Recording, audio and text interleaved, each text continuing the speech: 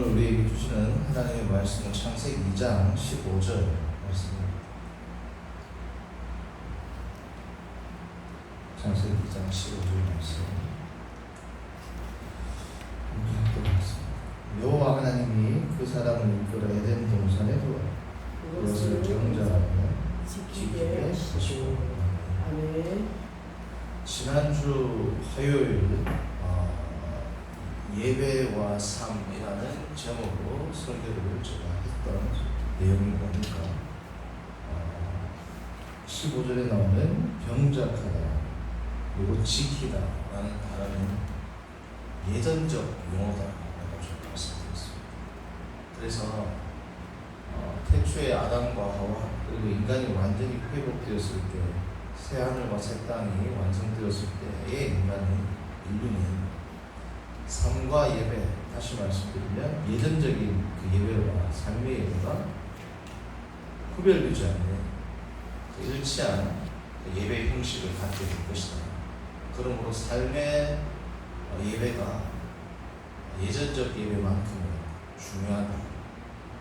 그것이 예전적인 예배와 삶의 예배가 더 일치할수록 우리는 성숙한 신앙을 하고 있다고 생각을 하면 된다고 말씀을 드렸습니다. 오늘은 그 주제, 삶과 예배에 대해서 조금 더 세밀하게 살펴보죠.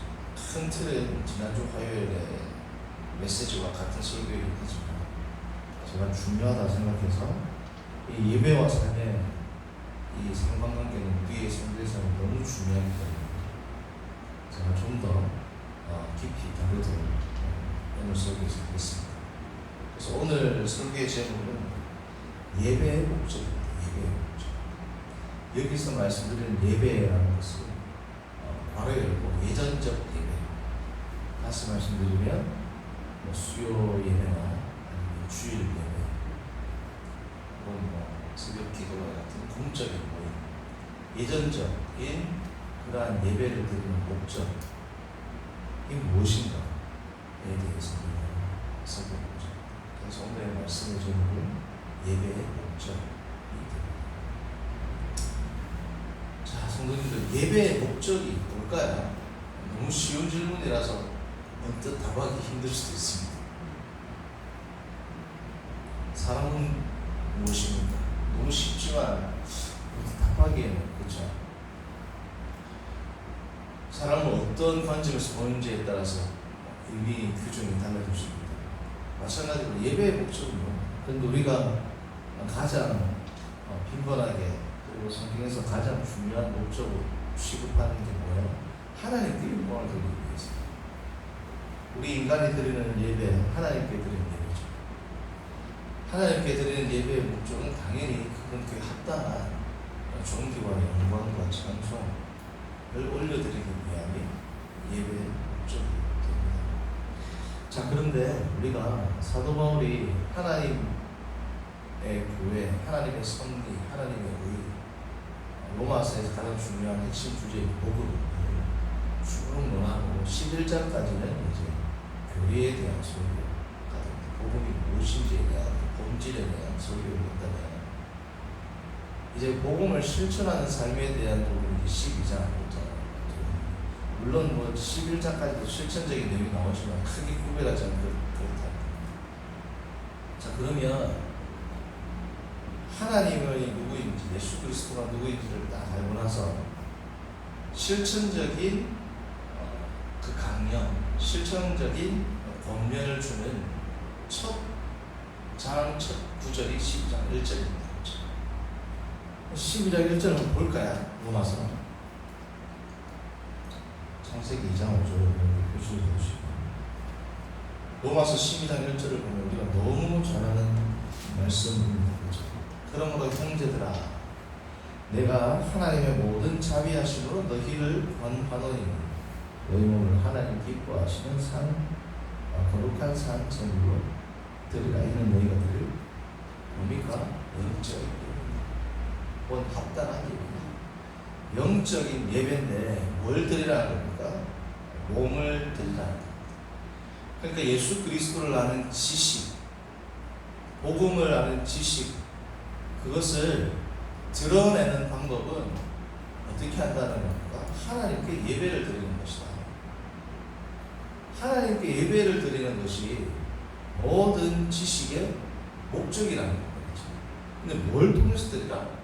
너희 몸으로 드리라. 영적인 예배인데 영으로 드리라 하지 않고 몸으로 드리라 하죠. 몸이라는 뜻은 여러 가지 뜻이 있겠지만 어떤 뜻이 있느냐? 헬라 소마, 이 몸이라는 뜻은 인간이 이 세상을 직면했을 때 이 세상과 상호작용을 하죠. 상호작용을 맺을 때 인간은 뭘 통해서 이 상호작용을 합니까? 몸을 통해서 합니다. 그렇죠? 이 세상과 내가 상호작용을 할 때 텔레파시 능력을 써가지고 하는 게 아니죠. 모든 활동은 우리의 몸을 통해서 한다는 거예요. 정신적 활동도 몸이라는 단어가 담아낼 수 있습니다. 우리의 정신적인 활동도 세상과 관계를 맺는 것들이죠. 다. 그때 의미하는 것. 그러니까 세상 속에서의 인간, 세상 속에서 세상과 interrelationship, 관계를 맺으면서 살아가는 세상 안에서의 인간을 강조할 때 뭘 쓴다? 몸이라는 단어를 씁니다. 그러니까 이거는 윤리적으로 중립적인 단어예요. 그러니까 인간은 예를 들면 육체, 사르스라는 단어는 그렇지 않은 경우도 있지만 많은 용례에서는 부정적인 뉘앙스를 담고 있거든요. 그렇죠? 누마 혹은 푸뉴마라는 영이라는 단어는 단순히 우리의 영만을 의미하는 게 아니라 인간이 하나님을 만나서 하나님을 예배하고 이 세상 가운데 있지만 주님을 예배하는 존재로 이 세상을 이기고 이 세상 가운데 하나님 나라를 건설하고 이 세상을 정복하는 존재로서의 인간을 강조할 때는 영이라는 것을 씁니다. 그러니까 꼭 우리의 인간의 영혼만을 의미하는 게 아니고 인간의 전인을 의미하는데 때로는 육체라는 단어도 쓰고 때로는 영이라는 단어도 쓰고 때로는 몸이라는 단어를 쓴다는 거예요. 다시 말씀드리지만 영이라는 단어가 꼭 우리 영혼을 의미하는 단어가 뭐야? 아닌 경우도 있다는 그런 용례가 있다는 거죠. 자, 그러니까 지금 몸을 사용했다는 것은 인간의 모든 삶의 지평에서 직장이든 가정이든 화장실이든 길이든 그 어디에 있든지 간에 인간은 세상 속에 있죠. 그때 인간의 삶을 강조할 때 쓰는 단어가 뭐다? 몸. 다시 말하면 너의 모든 영역에서 하나님 앞에 거룩한 삶으로 예배하라. 그게 로마서 12장 1절 말씀입니다.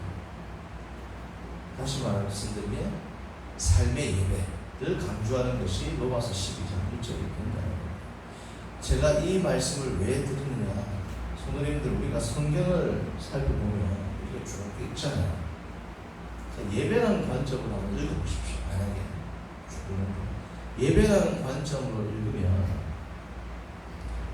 예전적 예배, 소위 말하는 우리가 교회에서 드리는 이 영적 예배, 예전적 예배에 대한 중요성과 그 가르침이 성경에서 많이 나올까요? 아니면 삶의 예배에 대한 가르침이 많이 나올까요?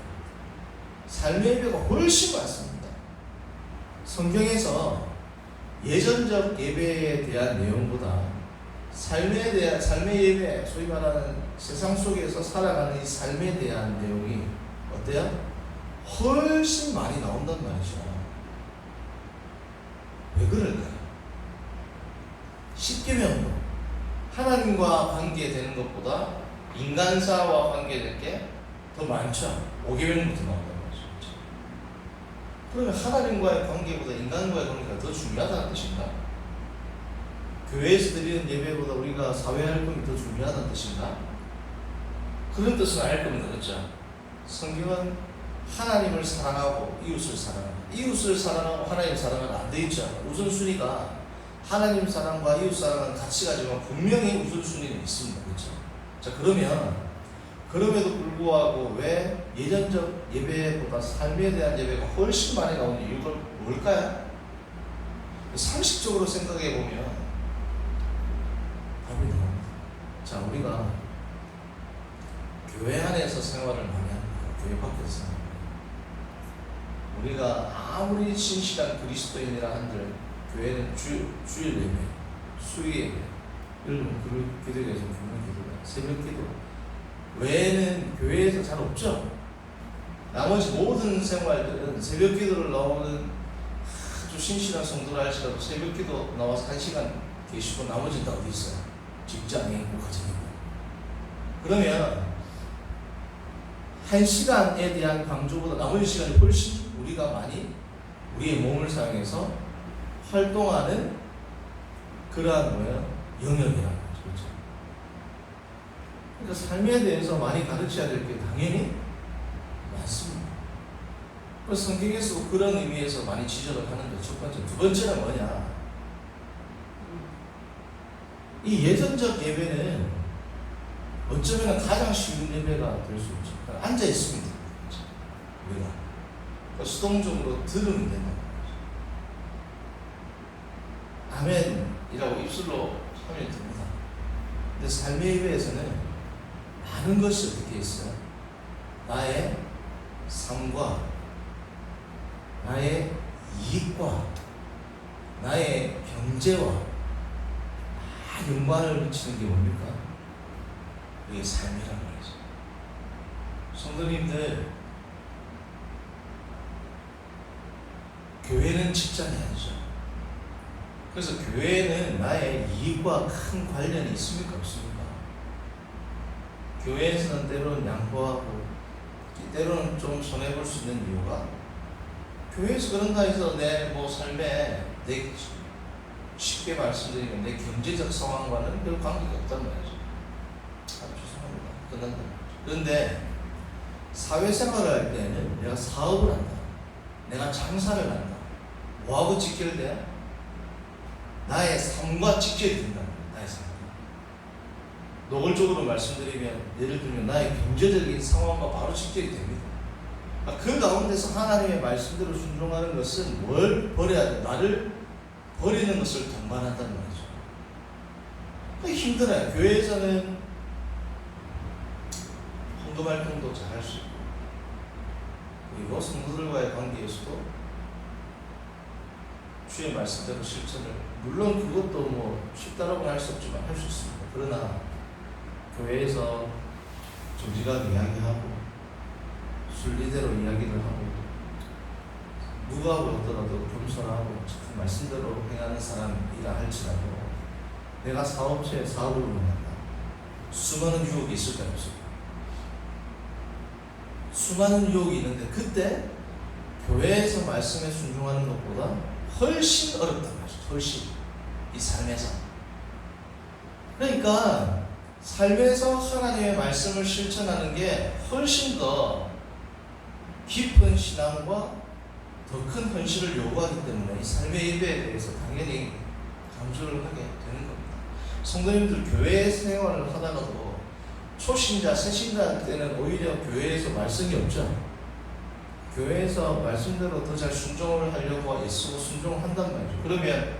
그런데 신앙이 깊어질수록 왜 성도들 간에 오히려 새신자나 아니면 몇 년 신앙생활을 하던 분들보다 신앙의 연조가 깊어질수록 교회에서 때로는 분쟁과 때로는 좋지 못한 일들이 왜 발생할까요? 몇 년 안 된 사람보다 20년, 30년 신앙생활한 분이 더 신앙이 안 좋았으니까요. 우리는 쉽게 단정적으로 얘기하면 초신자일 때가 더 신앙이 좋았다. 물론 그럴 수 있죠. 그러나 꼭 새신자일 때 신앙이 더 좋아서 꼭 그럴까요? 다른 문제가 있을 겁니다. 그렇죠? 다른 문제. 다른 문제란 뭘까요?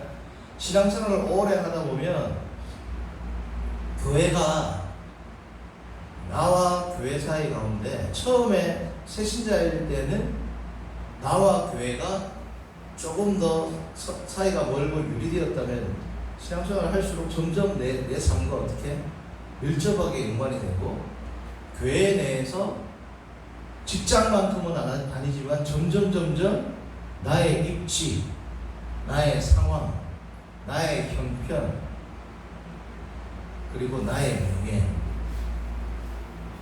명예와 연관이 되기 시작합니다. 경제적인 활동을 하는 직장과 비견될 수는 없겠지만 그럼에도 불구하고 나의 이익과 연관이 되기 시작해요. 여기서 말하는 이익이 뭡니까? 평판, 명예, 때로는 세력이라고도 말할 수 있겠죠. 이런 것들과 점점 연관이 되기 시작해야 된다. 슬픈 현실이지만 그렇게 되기 시작합니다. 자, 그러면 나의 평판에 누군가가 손상을 입힌다. 내가 신앙생활을 쭉 하면서 나의 어떠한 이익과 충돌이 된다. 그러면 평소에 온유한 분도 교회에서 어떻게 되는 거야? 문제가 생기기 시작합니다. 그러니까 신앙생활을 오래 하다 보면 인간적인 모습이 드러나는 겁니다. 왜? 새신자 때는 그런 게 드러날 촉매제가 없고 그러한 일들이 드러날 상황과 여건이 주어지지 않았을 뿐이지 그게 주어지면 이제 나온단 말이죠. 성도님들, 교회에서의 삶과 내가 일상생활에서의 삶이 많이 다르죠. 자, 그런데 교회에서의 삶과 일상생활에서의 삶이 가장 다를 수 있는 사람은 누굴까요? 목회자가 교회에서의 삶과 강단 아래에서의 삶, 교회 바깥에서의 삶과 교회 안에서의 삶이 가장 달라질 수 있는 존재가 누구예요? 목회자죠. 물론 시골에는 안 그럴 수도 있어요. 예를 들면 동네에서 다 목사님 옵니까? 아니까. 그런 의미에서의 세상을 말하는 게 아닙니다. 교회 안에서의 목회자로서의 삶과 내가 목사인 줄 모르는 세상에서의 삶 혹은 내 가정에서의 삶과는 달라질 수 있는 가장 큰 위험이 있는 것이 목회자입니다. 왜 그럴까요? 목회자는 여기가 하나님의 말씀을 전하는 주님의 피로 값주고 사신 교회인 동시에 경제활동을 하는 것입니다. 목회자는 맞아요. 강대상에서의 설교와 목표 활동을 통해서 경제활동을 합니다. 자, 그러면 성도님들, 예수님을 안 믿는 사람들, 신앙이 없는 사람들, 심지어 신앙을 가지고 있지 않고 하나님을 대적하는 악한 사람들, 성도님들, 내가 장사를 해야 내가 일을 합니다. 사람들한테 친절할까 안 친절할까? 친절해야죠. 경제적 이익만을 추구하는 의사가 있다고 우리가 예를 들어서 가정을 해봅시다. 그 의사가 있으면 최선을 다해서 손님들, 환자들을 치료하고 수술할까 안 할까요? 최선을 다해서 한단 말이죠. 왜요? 자기 경제활동이라는 거죠. 그럼 목회자가 교회에서 온유하고 겸손하고 사람들에게 따뜻한 말을 건네는 것을 이 목사님이, 이 목회자가 정말 주님을 사랑하는 마음에서 할 수도 있고 직장이기 때문에 하는 걸 수도 있단 말이죠. 이건 몰라요. 하나님은 아시죠. 경제활동하고 직결됐단 말이죠. 그래서 이 유혹을, 이러한 위험으로부터 항상 자기를 점검해야 하고 이 위협을 항상 주님 앞에서 기도해야 될 사람이 누구다? 목회자입니다. 성도님들, 우리가 신앙생활을 하는데 성도님들 가운데 그래도 공적으로 드러날 때 가장 신앙이 좋은 분으로 검증되는 분이 누구예요? 결국은 장로입니다. 그렇죠? 결국은 성도들이 이분의 신앙을 공적으로 증명하는 거야. 우리 교회를 장로님으로 섬기기에 이분은 적합하고, 그러니까 장로로 선출되는 것은 사실은 공적으로 이분의 신앙은 정말 좋은 신앙이다라는 것을 공적으로 사실은 검증하고 선포하는 것이죠. 자, 그런데 성도님들, 우리 정직하게 우리 한번 이야기해보죠. 장로 선출을 하는데 정말 교회 법대로 정말 우리가 생각하는 합법적으로 투표를 하는 경우가 많이 있습니까? 뭐 선거 활동하지 마라, 뭐 세상에서 선거하는 것처럼 그렇게 하지 마라 해도 장로 투표할 때는 다 해야 돼. 전화 돌리고 합니까? 안 합니까? 목사님들이 누구 뽑아라 이렇게 하지 마세요라고 해도 다 뒤에서 해야 돼. 다 한단 말이죠. 가장 신앙이 좋은 분을 검증하는데 그 검증을 받는 분이 장로 투표를 할 때 그러한 행위를 하는 것을 우리는 당연하게 봅니다. 그걸 보면 이분은 아직 신앙이 덜 됐구나라고 판단해야 되는데 당연하게 본단 말이죠. 왜? 이게 완전히 팽배해 있어. 팽배해 있다. 당연히 강대상에서 목사님들이 아무리 그렇게 이야기하고 공적으로는 모든 사람들이 그렇게 하면 안 되죠 하지만 뒤에서 암암리에 하는 것을 다 묵인한단 말이죠. 왜? 그렇게 해왔습니다. 제 신앙이 검증되어야 할 그 자리를 신앙과 반대되는 행동을 하는데 그것을 당연한 것으로 묵인하는 게 교회 문화가 되어버렸어요. 얼마나 이게 역설적이고 아이러니합니까? 성도님들 장로 투표하는데 교회마다 정관이 있죠. 우리 교회는 세례교인 이상이 되어야 됩니다. 세례교인 이상이면서 본교회 출석이 되고 본교회 등록교인이 됩니다. 예를 들어서 본교회 출석한 지 6개월 이상 된 성도가 되어야 됩니다. 1년 이상 된 본교회 등록교인이 됩니다. 교회 정관들은 조금씩 다르겠지만 있단 말이죠. 자, 그런데 장로 투표할 때 어떻게 돼요? 자기가 아는 친척들 다 데려본단 말이죠. 교회 한 번이라도 나온 자기를 찍어줄 만한 사람들은 다 동원해서 데려본단 말이죠. 근데 교회에서 다 데려와가지고 찍는데 그 투표할 때 그 투표 자리에 사람들이 알죠? 이 사람 못 봤는데 이 사람 그렇게 나온 투표를 인정해야 안 해요. 인정한단 말이죠. 가장 신앙이 좋은 분으로 검증해야 되는데 그 자리에서 신앙과 반대되는 행동을 하는 사람을 뽑았는데 그 사람이 장로가 돼야 얼마나 역설적입니까?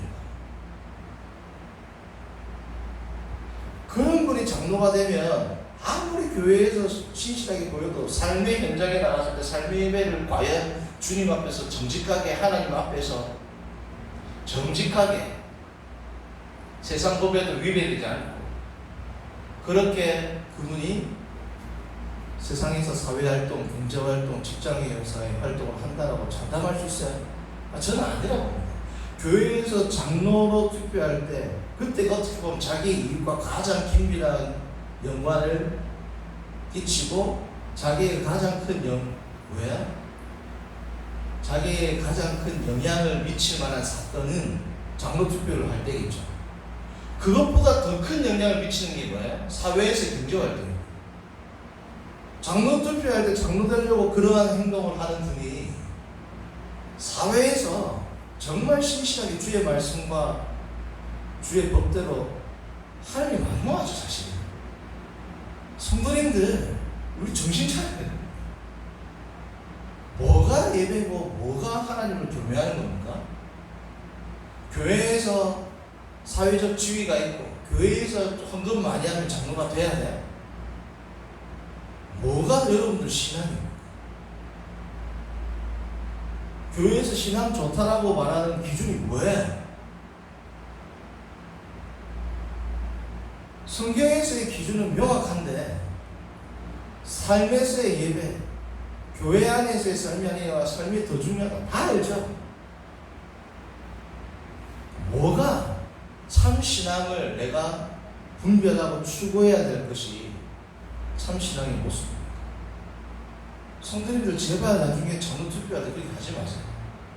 그리고 그렇게 하시는 분들 찍어주지 마세요. 교회에서도 정확하게 하세요. 목회자가 딱 보면 알잖아요. 이렇게.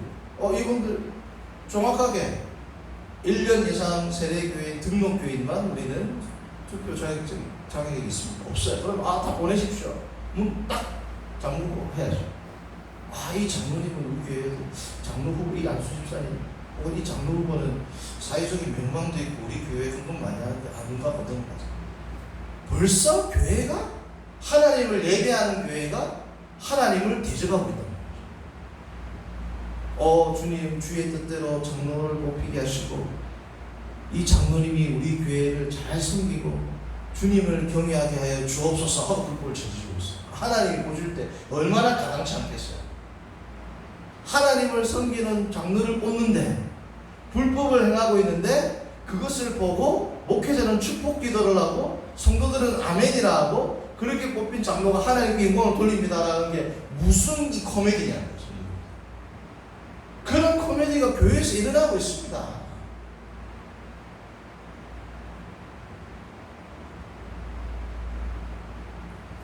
오늘 읽었던 창세기 2장 15절 제가 다시 한번 민수기를 마칩니다.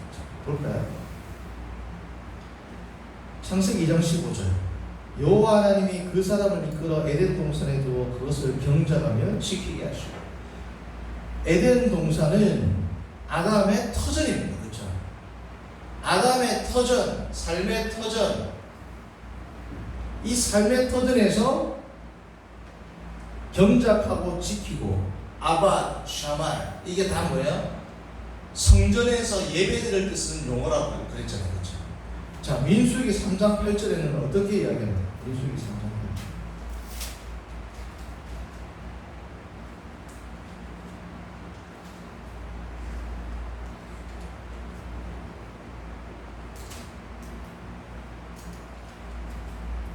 민수기 3장 8절.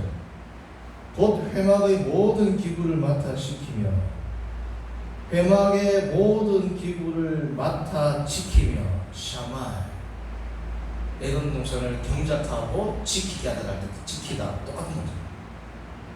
이스라엘 자손의 직무를 위하여 뭐를? 성막, 우리로 말하면 교회입니다. 그렇죠? 성막에서 심무할지니 창세기 2장 15절에 나오는 경작할지니 아바도 똑같다고 하죠.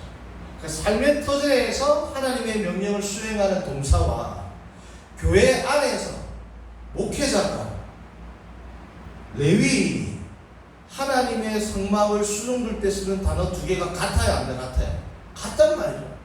성도님들, 교회 안에서의 예배는 어찌 보면 나머지 23시간 삶의 예배를 하나님의 뜻대로 드리도록 하기 위해서 훈련하는 것이 뭐예요?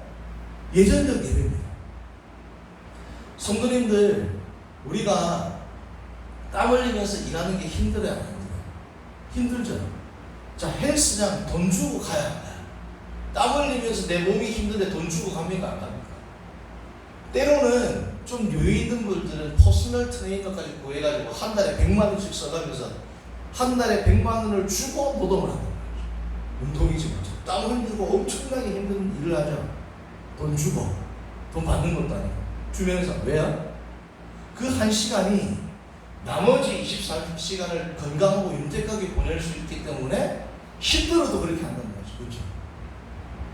예배를 우리가 앉아서 하나님 앞에 아멘하고 드리는 이유가 뭐예요? 교회 밖에서 정말 예배 드리기 위해서 하는 거라는 거죠. 훈련하는 거란 말이에요. 나의 영혼을. 때로는 교회 밖에서 제대로 된 삶의 예배를 못 드렸을 때 회개하고 자복하고 다시금 마음을 가다듬는 이유는 뭐예요? 아, 내가 예배를, 예전적 예배를 더 잘 드려야 되겠다. 또 있겠지만 내가 밖에 나가서 이제는 안 넘어져야 되겠다. 이 부분에 대해서 다시 내가 주님 앞에서 바로 써야 되겠다 하기 위해서 드리는 게 뭐예요? 예배입니다. 성도님들, 장로투표를 20년 30년 교회 다니다가 아니면 10년치 다니다가 장로투표 후보가 올랐어요. 장로투표를 할 때 장로 후보가 오른 이유는 뭐예요? 장로투표 어떻게 보면 10년 동안 내가 이 교회에서 20년을 섬기고 30년을 열심히 신앙생활을 한 이유는 장로 투표하는 그 순간에 정말 주님의 말씀과 뜻과 교회의 정관에 맞도록 그 장로 투표를 할 때 정말로 내가 누가 봐도 뜻하도록 장로 투표를 하도록 20년 30년 동안 훈련한 겁니다. 열심히 신앙생활을 훈련했는데 장로 투표 딱 할 때 선거운동하고 교회 정관에 위배되는 활동을 하면서 장로가 된다. 무슨 신앙생활 20, 30년 한 거 어디로 갔습니까, 성도님들? 그 20, 30년의 신앙생활은 어디로 갔나? 왜 교회에서 봉사했어요? 왜 예배했습니까? 우리가 정말 하나님을 예배하는 예배의 목적을 제대로 알았으면 좋겠습니다. 나의 영광 때문에 하는 거야. 세상 사람들이 자기의 영광 때문에 열심히 신앙생활 하듯이, 열심히 직장생활 하듯이 나의 영광 때문에 예배를 드리는 게 아니잖아요. 하나님의 영광 때문에 드리는 예배라고 한다면 성도님들, 교회 안에서부터 교회 바깥에 이르기까지 나의 이익과 관계되는 모든 활동들 가운데 주님을 중심에 놓고 활동하십시오. 그게 예배입니다. 그 예배가 무너지면 예전적 예배가 무슨 소용이 있겠습니까? 그게 선지서의 내용 아닙니까? 우리가 예전적 예배 주님 앞에 중요합니다. 잘 드려야 됩니다. 거룩하게 드려야 됩니다. 최선을 다해 드려야 됩니다. 동시에 이 예배가 삶의 현장에서 나의 이익이 연관되는 그 장소에서, 그 현장에서 고스란히 그대로 드러나는 참된 예배의 모습을 갖춘 우리 모두가 되기를 바랍니다.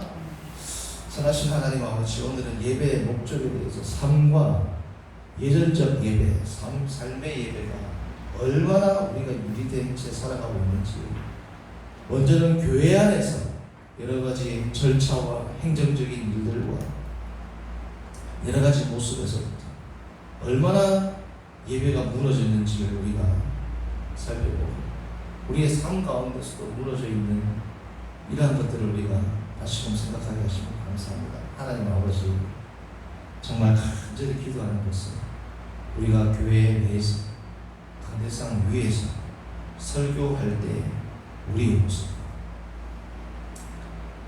교회 밖에서의 모습이 일치하는 그러한 삶을 살아가는, 주님이 보실 때 정말 신실한, 하나님 보실 때 가증스러운 자가 아니라 하나님이 보실 때 신실한 우리 모두가 되도록 인도하여 주옵소서. 예수님의 이름으로 기도합니다. 아멘.